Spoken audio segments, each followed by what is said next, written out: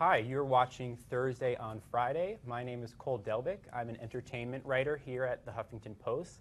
And today we're joined with Alfred Enoch from How to Get Away with Murder. Yes, hi. Thanks for coming on. Not at all, thanks for having me. He's alive! I was saying, it's so nice to see you in the flesh, helping my grieving process. Last night's episode was such a shocker. Well, I'm glad. I was saying, I think social media broke. The reactions to the mid-season finale, aptly titled Who Died, were pretty insane. There were a lot of tears, a lot of gifs of Wes in his early days. Oh, really? People got nostalgic already. Very nostalgic. That's nice. So, do you have any sort of message to the fans who are still processing this big, big shock? What? I mean, first of all, if people cared, which you're telling me they did, Oh, I mean, they cared. Oh, well, that's amazing. Thank you. You know, because that, I guess, means that people have invested in the show and invested in the characters and come with us. And I think we ask a lot of our audiences. Because of the way the show goes, it's so fast-paced, it twists, it turns, and it's like, I can imagine in many ways it's kind of an exhausting watch. You're sort of probably on the edge of your seat for 43 minutes. So the fact that people have invested and come with us, because any kind of storytelling, it's a two-way street. You can, you put it out there, but people have to be willing to take it up. They can't just be sort of passively kind of letting it pass by. They have to invest themselves in the story for it to pay off. So that's my main thing. Thank you. If that's what you guys have seen fit to do, that's wonderful, and that's why we do it. And to all those fans still emotionally reeling, please comment and ask questions away, and we'll get them to Alfred so we can kind of figure out what actually happened last night. So just to recap, those who didn't watch, bicycle enthusiast law student Wes Gibbons was the one to meet the end. He was the guy under the sheet after the explosion in Annalise Keating's house. And everyone was truly saddened by this. So I just want to ask, is Wes really dead? This isn't some sort of evil twin polyjuice potion kind of scenario where there's going to be the rug pulled out from under us, right? Blindsiding the audience with a kind of Harry Potter murder fusion. I've been pitching that since season 1. Come on, No, I mean, I got in that horrendous kind of prosthetic makeup, and that took 4 hours, and kind of lay on a cold autopsy table. I felt pretty dead. But I mean, I always try and second guess what's going on in the show, or I used to, and I always failed. So I mean, I don't want to say anything definitively. If Pete wakes up tomorrow and comes up with some preposterous, mad way of bringing him back to life or something, who's to say it won't happen? But I mean, I shouldn't have said that, really. That's like leading people on. I think he feels pretty dead to me. Pretty dead. He's pretty dead. We're already getting comments. Fuller says, first the election, now Wes is gone. America is in crisis. Goodness, I can't believe that. I can't believe those two things have been equated.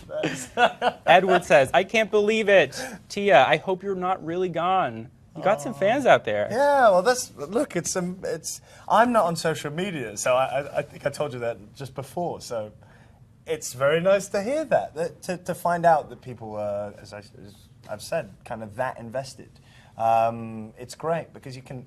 It sounds a strange thing to say, but almost forget. I mean, we're away on a soundstage in Los Angeles, working long hours, and your head's buried in the show you're making. So, it's for the audience, but you don't get. It's not like being on stage. You get to see them experience it, right? So you kind of, until I hear something like that, or until someone stops me in the street and goes, I caught the red eye last night, and at JFK, someone was like, I really enjoyed the episode last night. It was great. It was great. I was like, oh, those are the moments where you're actually like, oh, people are watching it. That's good. That's great. Yeah, social media, I think you get the real immediate reaction. Right, I'm sure. So the central question for this first part of the season 3 was who is under the sheet.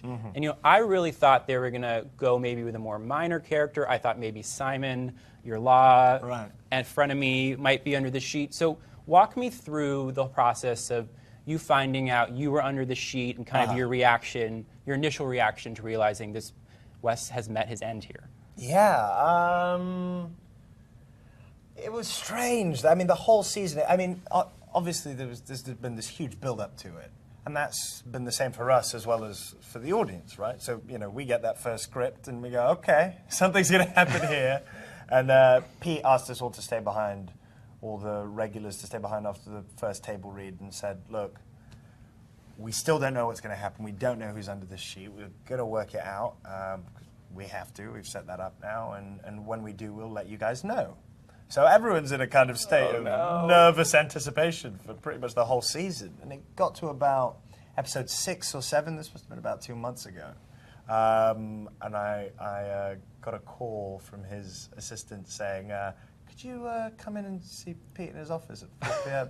And usually it's the other way around, right? Like, usually I'm the one who's like, hi, can I go and see Pete? Like, I just want to ask him about this scene or about this line or about this storyline or something. So I'm usually the one hassling him. And the minute I obviously got that voicemail, I was like, okay. You got it. You got the call. I was like, I think I can see where this one's going. So I kind of rock up to his office, and, you know, as kind of we always do, we kind of chat for a bit, because, you know, Pete's very involved, but he's not on set every day, right? He's up in the writer's room, so we have a little catch-up, and we're talking. And I'm kind of watching him as this is happening, kind of thinking, when's he going to do it? And we keep talking, I'm like, oh, this is, like, isn't he just making it? I was feeling bad for Pete. I was like, I think I know what's happening here. And, like, aren't you making it hard of yourself by, like, going up? Maybe just, like, if I'd walked in the room, you should just be like, Wes is dead, I'm sorry, Wes is dead. How is everything, right? Rip the Band-Aid off. Exactly. Yeah. But eventually we kind of got round to it, and he told me, and like he's been so great throughout this whole process. It's a nuts thing to make probably any television show, but certainly ours. And bless him, he was just so kind of thoughtful and nice, and you know, it made me really realize how much he cares about this character. And I think, I mean, how could he not? He created him and all of the characters in it. But that was really lovely. So I was very kind of touched by it. Was my kind of first feeling, and then I had to sort of go and tell everyone else, and everyone was sort of upset. And So you told the rest of the cast? Yeah, I did. Oh my God, what was that? I did. I mean, I was kind of, we were all together, I think, just kicking it between scenes when like I received like the voicemail. So everyone was a bit like, oh God. And I was like, they were like, tell us. I was like, I'll tell you as soon as I come back. And I come back to base camp, and they were all like sitting on a buggy, kind of just waiting. And I was like, hi everyone. And they were like, I was like, yeah, Wes is under the sheet. And everyone was really upset because, you know, we spent so much time together and we're tight. You know, it really is a kind of happy group. And so, again, that was very touching and very moving. And I mean, the good news from my perspective was that, you know, we were going to find out what happened to Wes in that interim between him ending up dead on that autopsy table and him leaving the police station. So I'm not kind of disappearing straight away. So you're around. That's very nice. But it is sad. And after I kind of processed that for myself, I started feeling a bit sad for Wes, really. That was kind of the thing that dominated for the next few weeks. Right? You know? I mean, Wes has not had an easy go at it. Not at all. His mom died. His dad died like last week. Right. His girlfriend also died in the Sure. end of the first season. And now he's a goner. Did you want a happier ending for Wes? I mean, yeah, of course. Yeah. It's so It's just so bad. After everything he's been through. Yeah. You sort of think, come on, can he catch a break? Like, I was hoping he would kind of emerge out of all the darkness. But it's sad, really, because this season it kind of feels like he was, you know, making real progress in terms of, you know, how do you deal with the amount of things that have happened to you if you're Wes, right? I mean, it's almost insurmountable. But then you see in season 3, like, you know, he makes a fist of it with Maggie, it doesn't work, but he ends up with Laurel, someone who he can, like, be open with. He doesn't have this big secret hanging over their relationship. And you know, it's a healthy relationship. They obviously love each other. They obviously support each other. And, you know, he's kind of making peace with his relationship with Annalise, as twisted and bizarre as that is.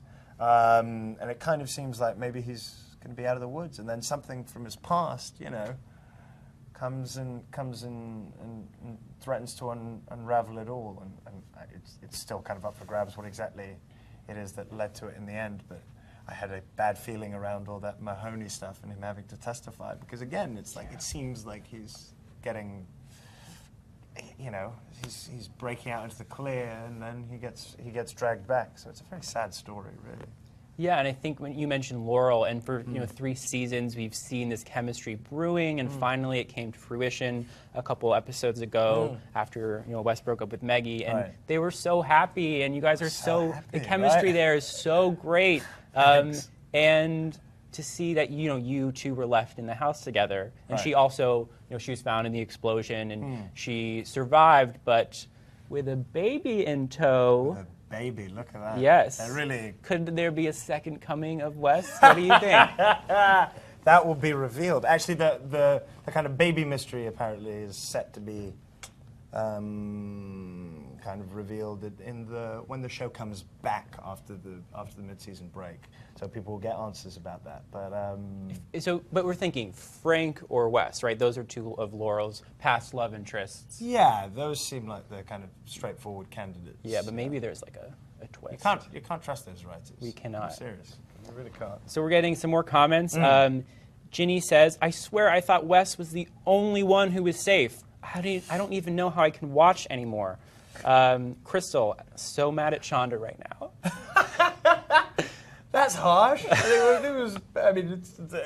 it's harsh anyway because the writers are trying to serve the story. But I think it was Pete what did it. He's our showrunner. So, yeah. So yeah, well, it was kind of difficult because when we were talking about it, you get the sense he's obviously he was taking responsibility for the decision. He had to make it. But on some level, he was sort of he was like, I didn't want it to be Wes, but I just felt I needed to serve the story, and I was all down for that. I mean, that's what we're doing. You know what I mean? That's what it's about. It's not about like preserving characters. You don't want to feel people are untouchable. Our show kind of runs a lot on a sense of jeopardy and the stakes of the situation. And what better way to bring it home than to kill someone? We are very aware of the stakes. Right? I'd just like to tell you. So there we go. You talk about kind of offing this big character, and we've seen that more and more frequently in TV these days, where there's less of this preservation of the series regulars, and everyone's a little bit more unsafe, especially with shows like Game of Thrones and that kind of phenomenon. So what do you think kind of the decision-making is to kill off arguably the second lead of the show at this point in the series? Is it kind of upping the ante that now one of the Keating Five has been killed? Yeah, I think so. The stakes are already tremendously high and are from the very beginning of the show, which I think is one of the great assets of the show. But the fact that they're playing with their lives, they're trying not to get put away in jail or executed for murdering Sam Keating. Worst law school ever, I'm just going to say. Right, exactly. Like the most dangerous place to go. You turn up probably thinking this is the start of hopefully a glittering and illustrious career, and you end up just kind of struggling to stay free. But I think the stakes were always high, but the fact that now one of them has ended up dead is even, do you know what I mean? That's even beyond it. So how that affects the rest of the characters, the now Keating Four. Oh God, I didn't even put that together. Is that what they're going to call themselves now? You've got to. Can't call them Keating the Keating Four. Five. Can't call them the Keating Five. Or maybe they'll keep. Maybe Simon Drake will be the new. It's too soon. It's too soon. Step into the void. But it's. I think those kind of stakes are brought home by that, and how that will affect not just them, but also the other characters. Annalise, Bonnie, Nate, even Frank. Obviously there's a bit of a stray to that relationship currently, but it's good, I think, in the way it frees up the story as well, because we've seen a lot of Wes's story, and I've enjoyed that certainly, but there's a lot about the other characters we don't know, and so in that respect, and in the effect that it has on them, I think it's a good move. From the beginning when we got that first script, I thought it could be Wes, until Asia caused me to drop my guard. I thought Wes would be a good person to kill people. No, I was like, yeah, no, it makes sense for a lot of reasons. And Asia said to me, it's not going to be Wes, because I can't remember which episode it came out in, but Annalise, after she kind of sees the body and reacts, then I think maybe in the second episode it's revealed that she goes to Oliver and says, like, swipe this phone. And she kind of put it to me that that's too clear thinking, and if it were Wes, she wouldn't be able to be that on top of it. And blah, right, blah, blah, that blah. her reaction was of shock and horror, but then she was able to kind of pull it together. To do something.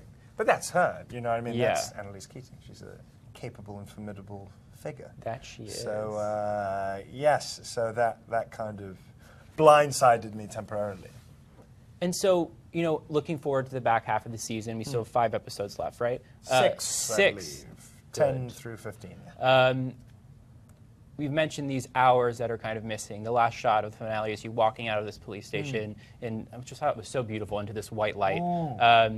But you were in that police station brokering some sort of immunity deal that seems a little suspicious. And we learned that there's an investigation into Annalise, and Rebecca's body was just found, kind of a throwback to season 1. Right. And then we find out Wes didn't even die in the fire.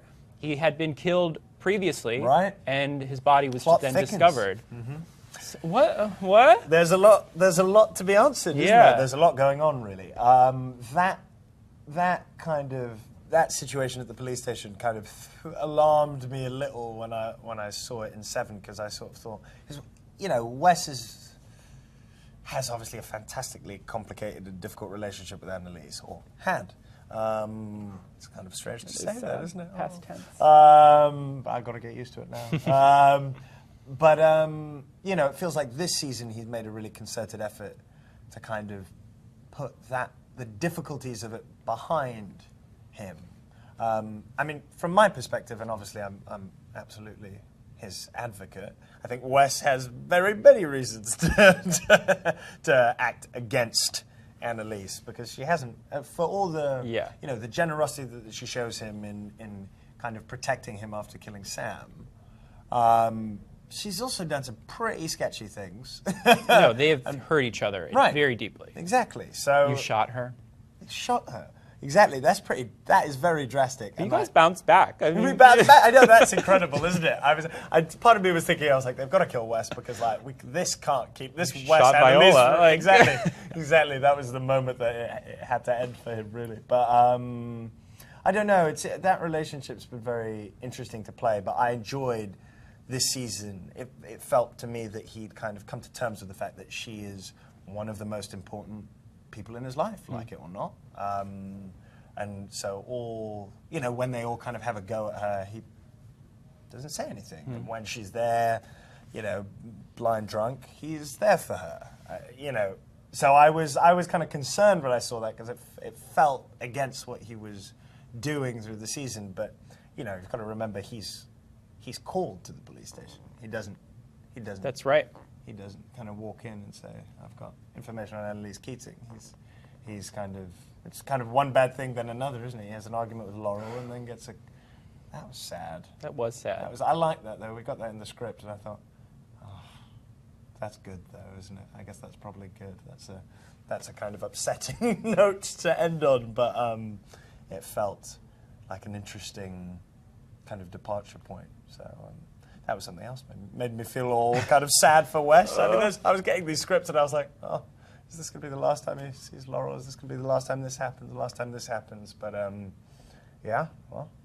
So switching gears a little bit, aside from How to Get Away with Murder, you have many fans in the Harry Potter community. You know, that's where I first recognized you and saw you from. We're major fans of all things Harry Potter here, and you know, with Fantastic Beasts and Where to Find Them coming out. Do you have any plans is to it today? see? It's soon, I think isn't it's it? maybe this weekend or sometime in November. It's coming, isn't it? Yeah, it's upon yeah, us. I want to see it. Look, I was a big Harry Potter fan before I was in the movies, and then I felt like I kind of had to play it a bit cooler once I was in them.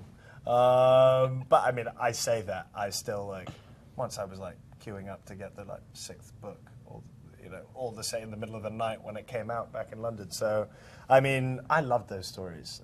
You know, it was an absolutely inevitable part of my childhood, aside from being in it, because when those books came out, everyone in my school, the whole year, that's all everyone did. There was no conversation. You know, one year we had a school trip, and we went to like hike up Ben Nevis or something. I don't know. We went, so it was something not very glamorous, but the kind of thing like British schoolboys do, I guess. And we got there, and it was meant to be all these activities, and the book had just come out, so everyone pretty much like bought the book the morning we left. We left, and then it was like, okay, everyone, we got to climb up the mountain, and everyone kind of basically tears down, so we can get back as soon as possible. And then it was just silence.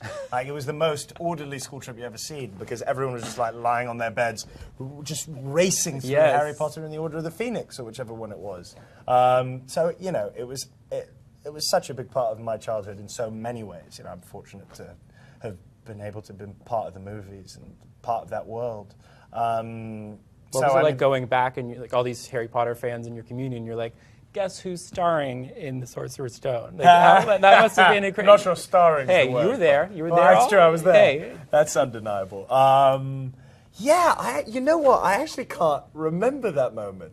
I can't remember the moment where I remember. Do I even remember the moment where I found out I got the job? I remember that first read-through we had. That was very exciting. But I don't remember like turning up with a very smug grin on my face at school and being like, so, only going to be in the movies then? Which is probably something along the lines of what I said. But, I mean, it was funny how normal it became for, you know, you get used to anything, right? So my friends at school, it was like, oh yeah, sure, whatever. Do you know what I mean? They weren't interested. They loved Harry Potter, but they weren't interested in the fact that I was in it, that I'd managed to, like, you know, lose any luster I might have gained from that in the matter of weeks, probably. We have another Facebook question. It says, maybe you can play Dean Thomas's grandfather in the sequel.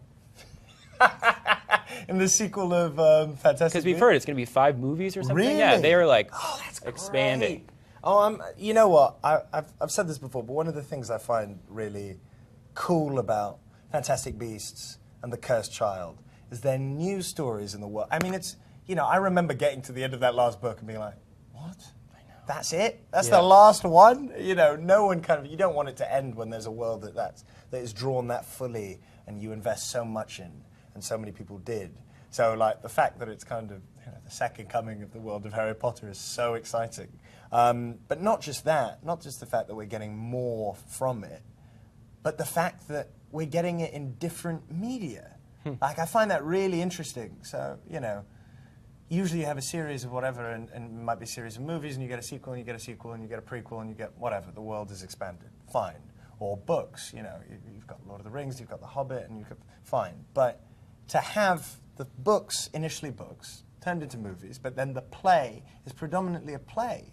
You know, the kind of Harry Potter sequel since the books is specifically designed as a piece of theatre, not an adaptation from the book. You see what I mean? So I found that pretty fascinating, and likewise with the film. It's the first Harry Potter story that is made, you know, deliberately as a film, because I mean, I guess it's you know, it's the story behind the textbook, and the textbook was released, but you know, it's not a dramatization of the textbook, exactly, right? So it's a new story life with its own life, designed for film. So I think that's kind of very, very cool. So you know, I hope to see them both, the play and the movie. Well, on that note, my last question is, will you please console me in my West-related grief and accompany me to the Fantastic Beasts in November? All right, I'll say yes. Oh, okay. What better note to end on than that? So, How to Get Away with Murder returns this January for the rest of the season. And check back here every Thursday for Thursday on Friday. Thanks for watching, everybody. I'm not kidding.